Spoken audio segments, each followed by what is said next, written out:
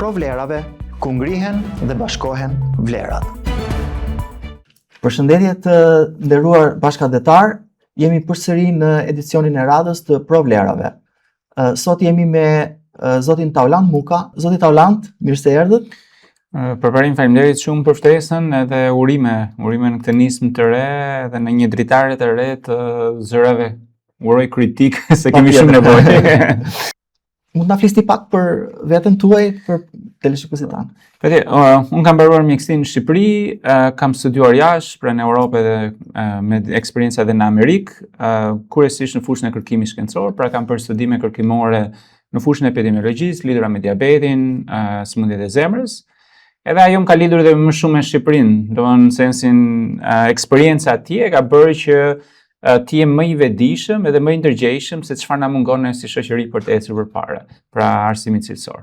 Në fakt juve jeni një nga shkencëtarët shqiptar më të cituar. Është një arritje që më bën krenar në sensin faleminderit. Në 10-12 vite e fundit kam punuar shumë, kam nderin të jem me shumë edhe shqiptar të tjerë, sigurisht që unë gjithmonë them që këto vlera na i ka dhënë bota ku ne kemi punuar dhe studiuar. Pa mbështetjen e atyre institucioneve ne nuk do ishim aty ku jemi. Por sigurisht që kemi edhe një investim që e kemi ndërtuar këtu. Patjetër, po ideja juaj është që shkenca shqiptare, në fakt, në universitetet tona, lë për të dëshiruar shumë. Përparim, ne nuk kemi ndërtuar universitete. Ne kemi ndërtuar gjimnaze. Pra, universitetet shqiptare janë zgjatimi i gjimnazeve. Universiteti merret me krijimin e dijes, jo me ripërsëritjen e dijes. Ne kemi ngelur te faza e ripërsëritjes të dijes. Dhe gjithmonë që një shoqëri të ecë përpara duhet krijojë. Dhe ne kemi humbur krijimtarinë, në sensin si shtet, ne thjesht kopjojmë. Pra marrim modelet gatshme, i kopjojmë, i përveçojmë dhe mendojmë se me ato të zhvillohemi. Nuk ka një shoqëri në botë që zhvillohet përmes këtij modeli. Dhe në universitete është ngjashme, ne investojmë te dembelizmi, tek si thua te njerëz të cilët jo vetëm nuk kanë aftësinë të ndërtojnë një uri të re, por nuk kanë aftësinë të ndërtojnë një model të ri apo një model suksesi për të rinj që të frymëzohen. Domethënë nuk është një problem individual, por është një problem sistemik. Patjetër, është ka 35 vite që investohet në këtë lloj sistemi. Në universiteti dhe arsimi fatkeqësisht në vitet e demokracisë u kap nga politika. U pasi një ambient nga partitë politike për të rekrutuar të rinj me qëllim për të futur në parti politike, por nga ana tjetër dhe profesoratin për ta përdorur për qëllimet e tyre politike. Dhe është përkeqësuar me kalimin e viteve. Unë po shikoja edhe për shembull të dhënat e fundit, po shikoja për shembull shkencën e Universitetit të Tiranës ishte më i fortë në 2015 se sa është sot. Pavarësisht se sot kam shumë para, pavarësisht se sot si thua rrogat janë rritur, dhe kjo tregon që ne investojmë te dembelizmi, të njerëz të cilët nuk prodhojnë asgjë, vetëm konsumojnë paranë publike dhe rrjedhimisht nuk na përkthehet në zhvillim dhe aty kemi ngelur. Domethënë, mekanizmi konkret që prodhon këto lloj diplomash pa vlerë, si mundet që ne që të konkurrojmë dhe të hyjmë në Evropë? Kjo kërkon një reformë shumë thellë të arsimit. Dhe unë gjithmonë them duhet të fillojmë me universitetet. Pse? Sa aty është truri. Është si ai kompjuteri. Kompjuteri është i mirë sepse ka parametrat e trurit të kompjuterit janë të mirë. Mund të jetë shumë i bukur, por nëse parametrat nuk janë të mirë, sigurisht që ai kompjuter nuk vlen ndaj shumë. Një gjë është me universitet, mund të kemi edhe godina të bukura që ne nuk i kemi, por nëse ai truri i profesoratit nuk është i kultivuar, sigurisht që ne nuk do ecim përpara. Dhe kjo është ajo që ne kemi mbajt profesora, të cilët sot marrin 2.000-3.000 euro rrogë, nuk kanë prodhuar asgjë, pra janë me zero shkencë. Nuk vjen edhe në mësim, se mësimin e bëjnë ata që janë asistent pedagog, kanë nga 3-4 biznese dhe rrjedhimisht kanë bërë që të gjithë të rinj që vënë nuk kanë modele frymëzuese kur vënë në auditore, kanë modele të cilët i kërkojnë para për notën, i kërkojnë para për diplomën, etj. Kam dëgjuar që janë edhe këto profesoratet janë me klane brenda, domethënë që funksionojnë me njohje, me preferenca domethënë ka një piramidë gjithashtu brenda universiteteve. Po patjetër, në qoftë se parametri akademik, pra shkenca, inovacioni nuk janë parametra për të futur në punësim, rrjedhimisht ngelet partia dhe familja. Po të shkosh në Universitetin e Mjekësisë, ke dhëna që 67% janë daj, xhaj, djalë, vajzë, kështu me radhë.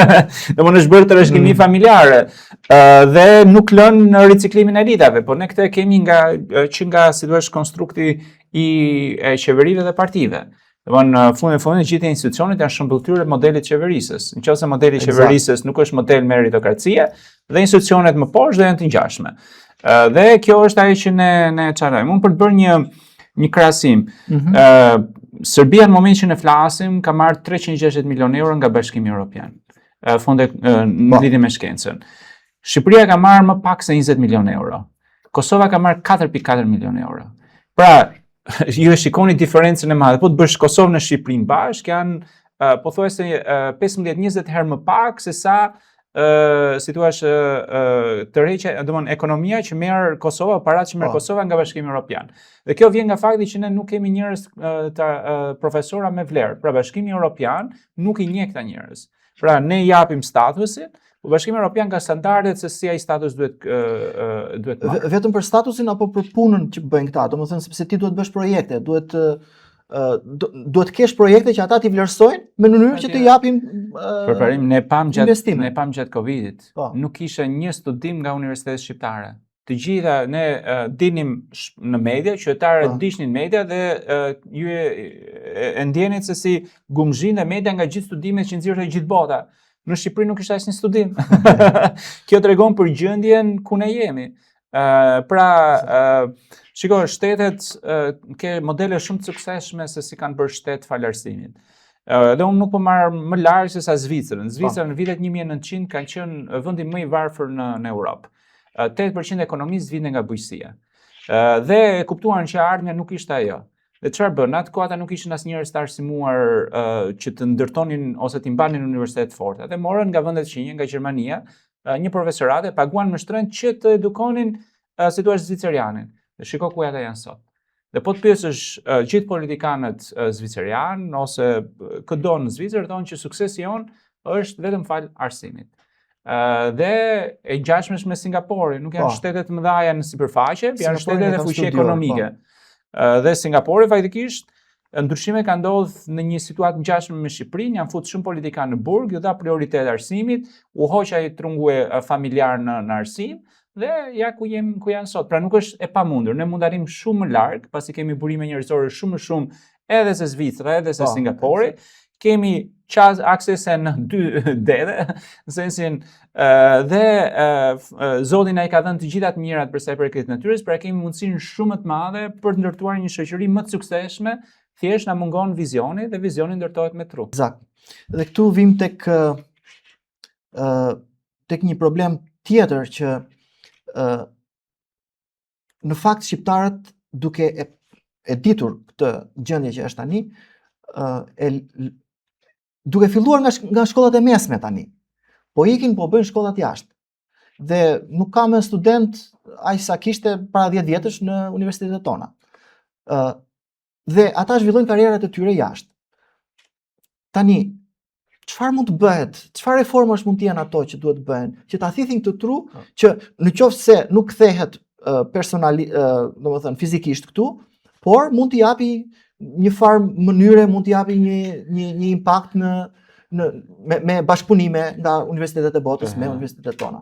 Përparim, shumë e vërtet, ne kemi një fatkeqësi shumë të madhe sot, që është largimi i njerëzve të arsimuar, të i trurit, por është edhe një kapital për momentin që mund ta shfrytëzojmë, në qoftë se ndërtojmë shtet.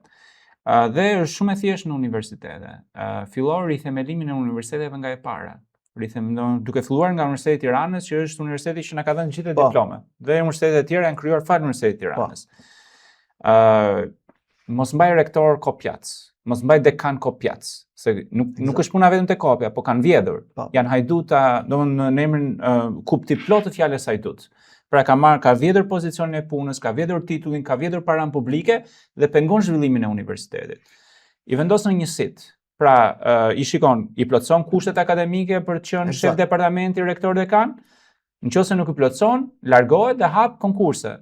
Dhe aty thret gjithë qytetarët, madje edhe të huaj, se nuk ka asgjë të keqe. Po, është vërtet. Kupton, në fundi e fundit shiko, unë sot shkencën që bëj, pavarësisht se jam shqiptar, unë i shërbej Zvicrës. Po. Pra unë punoj për Zvicrën. Në moment që do vi për Shqipërinë, punoj për Shqipërinë, pra nuk ka asgjë të keqe këtu.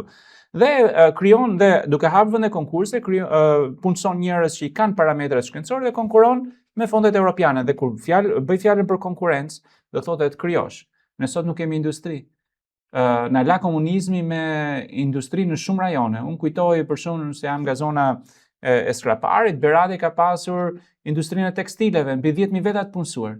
Sot ajo nuk ekziston, eksportonim në atë kohë. Në Skrapar ke pas industrinë e përpunimit të rakisë, por edhe industrinë e përpunimit të frutave, prodhonte reçele dhe komposte për gjithë qytetet. Dhe ti duhet ta çosh universitetin krah më krah për industrinë, se fund e fundit inovacioni industrisë dhe i shërbej, se po nuk i shërbeu industrisë kujt tjetër.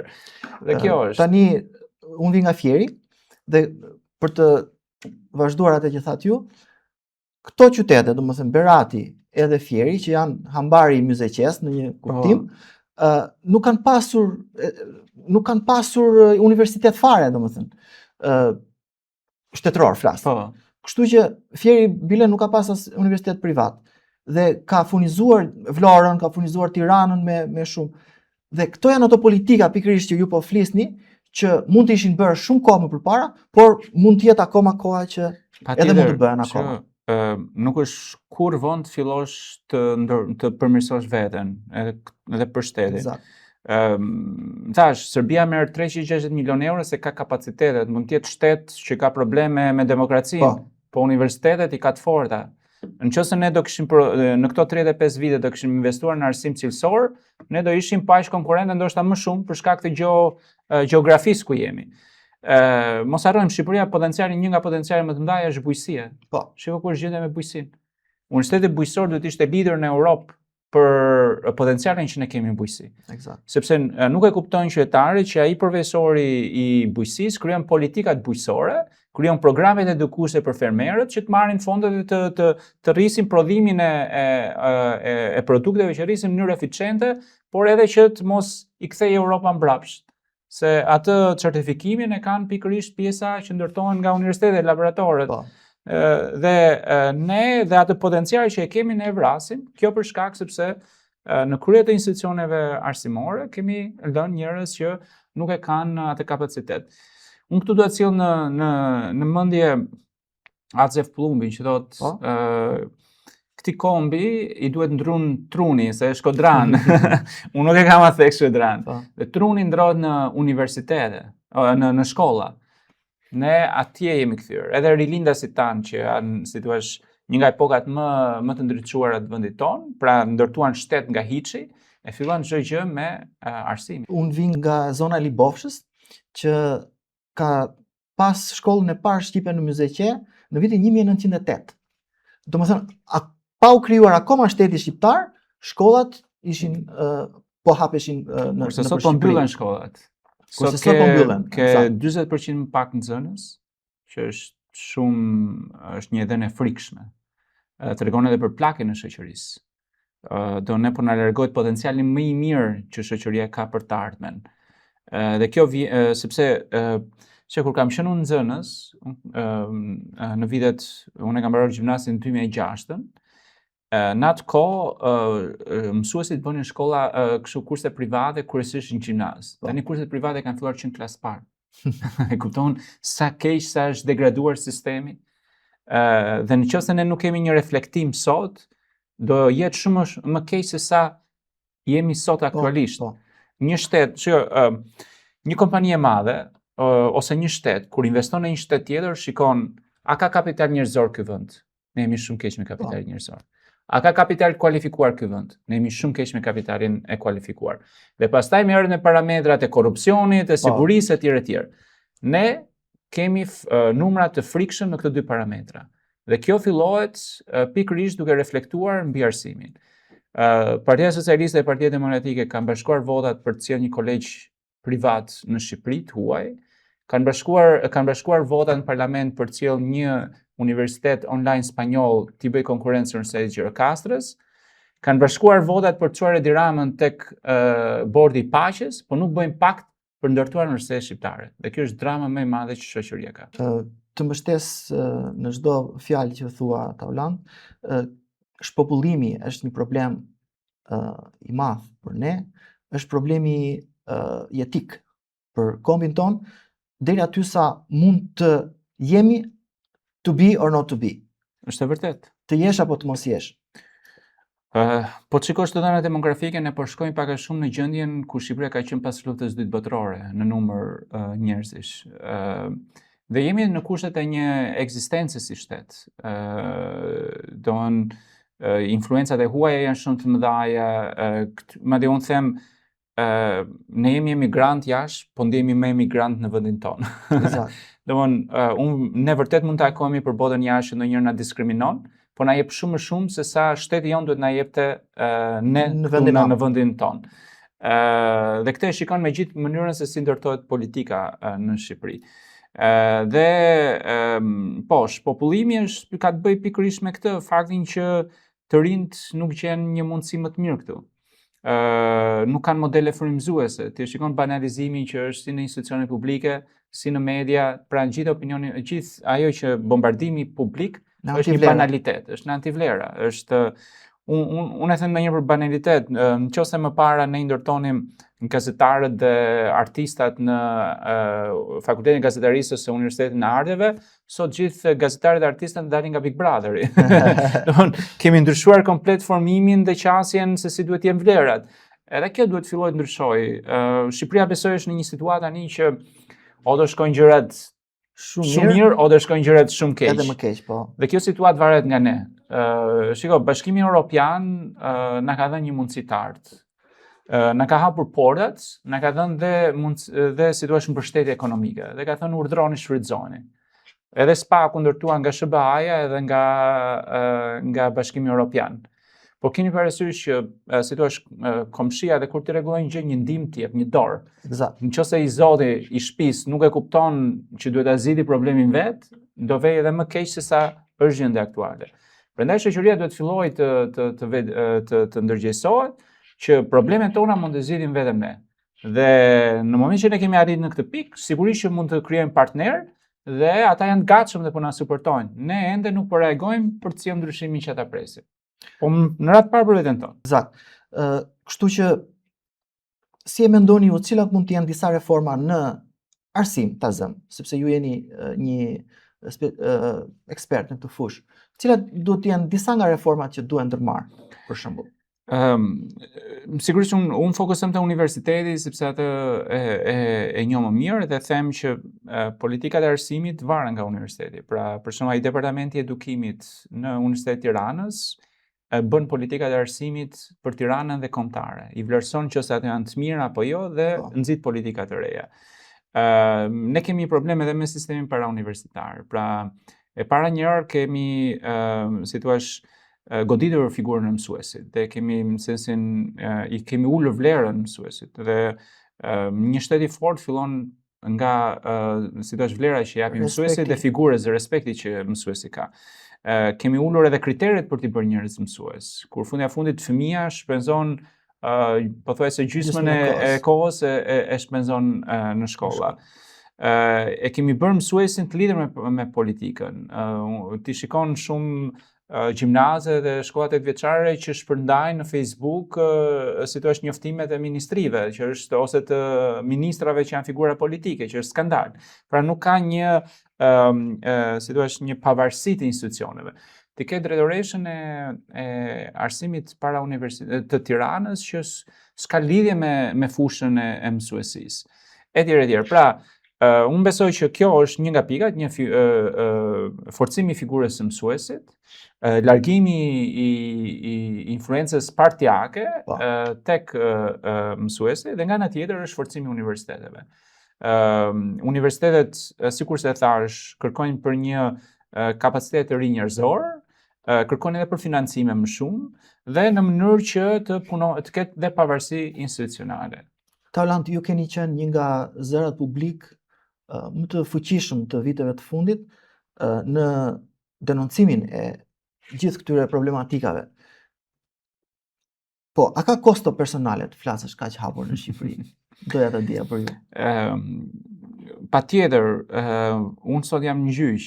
Ju përmendet që jam një ndër shkencëtarët më të cituar në botë, ndërkohë që Ministria e Arsimit nuk ka njohur dy ditët e mi që i ka marrë në Universitetin e Bernës. Pra, unë ka marrë në Universitetin e Bernës njëkohësisht, dhe ishte një gjë e rrallë, titullin docent privat dhe profesor i asociuar. Dhe Ministria e Arsimit, pra, nuk i njeh ato tituj.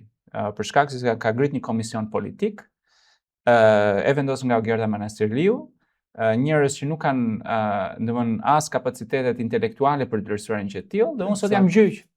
Jam gjyq për të fituar. Dhe gjyqi është sistemi i drejtësisë është një problem tjetër, në rreth edhe ai. Duhet kishte mbaruar, më duket se gjykata administrative duhet të ketë mbaruar gjithë procesin 6 muaj, ka kaluar 6 muaj, unë akoma pres datën e gjyqit.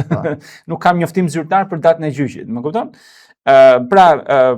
Qeveria mbron rektorin plagjatur dhe dekanin plagjatur të Universitetit të Tiranës, dhe nga ana tjetër më mban mua peng që unë mund të thith fonde europiane për Shqipërinë dhe mund të si thua, nëse unë krahasoj arritjet e mia akademike me drejtoreshën e re të epidemiologjisë në Bern, unë nuk kam asnjë ndryshim atë. Dhe qeveria shqiptare nuk lejon që unë të vi këtu dhe të edukoj brezat e rinj të epidemiologjisë njësoj të barazvleshëm me ata zviceran. Njësoj siç e ngrita grupin në Zvicër, nga 0 e bëra 24 veta. Dhe u bëm konkurrues me botën. Pra, dhe kjo është ajo që politikat shtetërore kanë goditur. Përtej asaj, unë sigurisht që këtë nuk është e seprisja, e bëra e nisa dhe vet. Nuk është se ka marrë kërcënim, por sigurisht që nuk është as pak pozitive dhe motivuese kur ti nxjerr kaq shumë probleme dhe shikon që gjërat nuk është se ndryshojnë, por përkundrazi bën edhe më keq. Po, vazhdoj betejën time dhe gjatë rrugës kam bërë miq të mirë dhe unë e ndjej impaktin. Sot kam takuar për shembull kohën e fundit kam takuar disa studentë doktorature që janë aktualisht dhe thonë na ke bërë një nder të madh sepse ne kemi filluar ta shohim të paktën nuk bëjmë kopje. Ata aty fillon ndryshimi, sepse ata krijohen me etikë profesionale dhe nesër pas nesër kanë më shumë zë për të folur për veten e tyre. Por të mos e lejuar atë profesorin kopjat që t'i bëj probleme. Dhe ndryshimet unë gjithmonë them, unë nuk besoj në revolucion, unë besoj në evolucion, ndryshimet duan kohën e vet. Po, të besoj shumë Taulant, sepse edhe unë diplomat e mia nga Amerika dhe nga Kina, mu desh në Ministrinë e Arsimit, mu desh gati 2 vjet që të mi njihnin.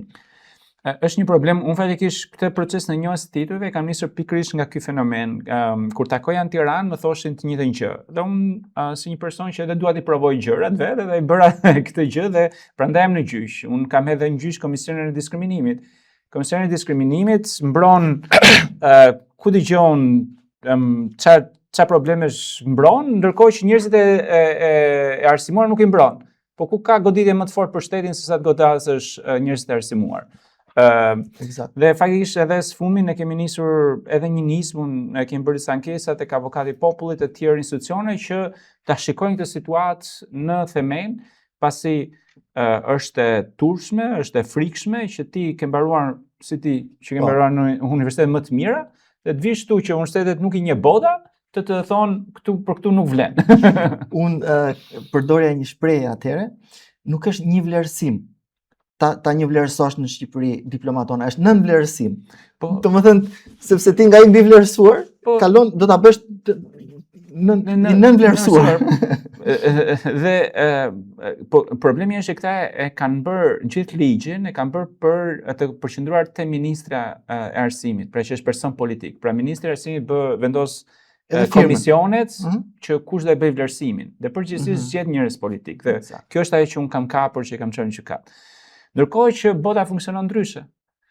Ti po të shikosh Greqinë, po të shikosh Kroacinë, po të shikosh Italinë kohët e fundit, Danimarkën. Njerëzit e arsimuar ju jep si thua ulje taksash. Kur marrin kredi ju jep me 0%. Pra ka incentiva me qëllim që ti thiti pse diskriminim pozitiv për ata. Ti kur ke shkuar, kudo ku ke shkuar, shteti shqiptar ka paguar 0 para për formimin tënd. Pra nuk ka do të merr si thua gati një kapacitet që do i duheshin të paktën 15-20 vite ta ndërtoni. Dhe nuk di ta vlerësoj. Po, në fakt në rastin tim shteti shqiptar ka paguar pak sepse më ka paguar 2 bileta vajtje ardhe nga Kina. Do të thënë dhe unë ja di për nder. Po aq më tepër kur ti ke investuar te ky student, atëherë ti duhet ta vesh në përdorim. Po, pikërisht. T'ja marrësh mbrapsht Po, në një farë mënyrë. kur them me kthimin e trurit, këtë them, ti ke sa mira shqiptar, pothuajse në mos gaboj statistikat janë pak të frikshme, por tani largohen rreth 12.000 të rinj çdo vit për të arsimuar. Pra ke qindra mira shqiptarë të arsimuar kohët e fundit që shteti shqiptar ka parkuar zero para dhe në vend që të bëjë reforma stimuluese që t'i kthej, i çon edhe në gjyqe 2-3 vite. Dhe i thot praktikisht largo se unë nuk të dua. Dhe kjo është e qëllimshme, nuk është rastësore, unë e them gjithmonë. Është e qëllimshme. Nuk është se nuk e di kryeministri që kjo nuk duhet bërë kështu. Nuk është se ministri i arsimit nuk e di që kjo nuk duhet bërë kështu. Nuk është se rektori nuk e di që nuk duhet kopjoj. Problemi është gjithë sistemi i ndërtuar i tillë sikur e ka vendosur pushtuesi. Eksakt. Kjo është. Bile jo vetëm në arsim, por kjo gjë për shembull ne kemi tani në sistemin e drejtësisë që është i mbuluar vetëm me 50% të gjyqtarëve, ta zëm. Edhe ka dosje mal aty që në 10 vjet të vi radha. Tani, e para, ti në qoftë se nuk mund t'i plotësosh brenda vendit, ti mund të hapësh atë që tham, të hapësh një konkurs për gjithë shqiptarët në përbot që kanë mbaruar shkolla shumë herë më të mira dhe mund të vinë. Po problemi është që këta nuk e duan një gjë të tillë. Nuk është se, shiko, unë gjithmonë them, në qoftë se ka dëshirë dhe vullnet, gjithçka bëhet. Problemi është që nuk ka dëshirë dhe vullnet sepse gjithçka është e përqendruar te pushteti. Më keq unë e them hapur, politika shqiptare nuk është politikë shqiptare. Emrat kanë shqiptar. Çdo politikë e tyre është anti-shqiptare. Dhe këtë e përjetojmë çdo ditë. Dhe shkatrimi i arsimit është një nga politikat më agresive që një pushtues bën. Një pushtues sa herë që hyn në një territor tjetër, gjë e parë që bën është shkatrimin e arsimit, vrasjen e intelektualëve. Një gjë të ngjashme po bëjnë këta në 35 vite. Kemi dhe e thon statistika, nuk e them unë. Jemi vendi i parë për largimin e trurit në Europë. Një nga 10 vendet me largim më të madh trurit në botë. Pra, edhe ato shtete që janë gjendje lufte nuk e kanë këtë largim masiv që e kemi neve. Dhe kjo do thotë që kemi bëjmë me një politikë anti-shqiptare të organizuar, por të veshur me emra shqiptar. Faleminderit Aulant, ishte një bisedë e shkurtër këtë radhë me Aulantin. Herë tjetër do të kemi më tepër mundësi të flasim më në thellësi të gjërave. Provlerave, projekt mediatik nga Përparim Gjeka.